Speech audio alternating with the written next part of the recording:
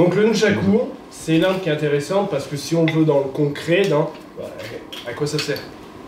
Parce qu'on on va travailler avec à deux, une application à deux, mais techniquement c'est illégal d'avoir un nunchaku, que Philippe vienne m'agresser et...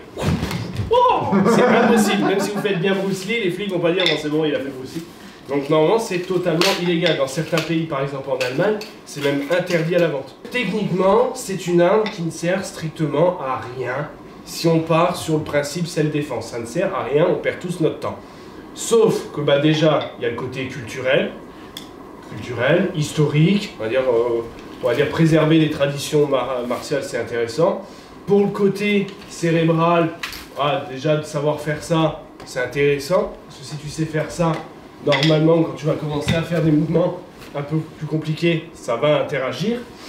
Après, tu vas comprendre des principes avec ton arme, tu vas dire, ah mais à Manu, du coup, relâcher le poing, voilà. Donc, il y a tout ça. Et puis, il y a le côté se faire plaisir.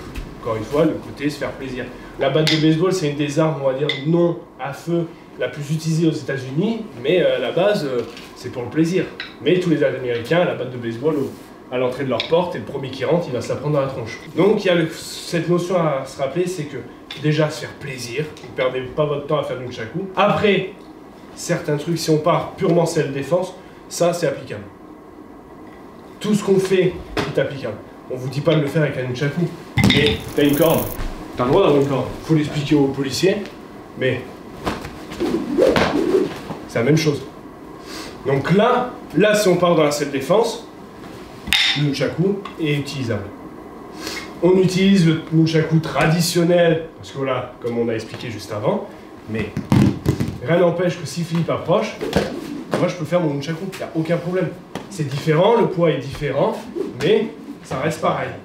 Et là, tu peux même faire sans pot, tu peux faire tes katas, c'est la même chose.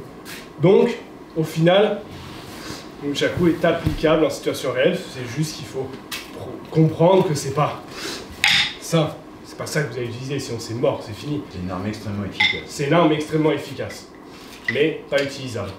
Mais en même temps, si. Vous prenez votre ceinture, vous avez une ceinture un peu en cuir avec le bon truc devant, vous la réduisez, ça prend en pleine tronche, c'est une nunchaku. Non, puis il n'y a pas, comme tu disais, il y a l'aspect plaisir. Voilà. Jongler, ça sert à rien. Jongler, ça sert strictement à rien. Toute ma famille a perdu son temps à jongler partout dans le monde, ils ont perdu leur temps. Mais non, après, voilà, il y a cette notion, donc il faut vraiment vous garder en tête, c'est que chacun, il y a plusieurs notions. Plaisir, principe, préservation de tradition, et après, si on part sur le Goshinjutsu, l'application en self-défense, il y a toujours toute arme est applicable. Toute arme est applicable. C'est juste qu'il faut voir l'arme comme elle est. Une pierre est une arme, un bâton est une arme, une fourchette est une arme, tout est une arme. Une barbille est une arme. C'est juste que voilà, il faut voir l'arme en fait.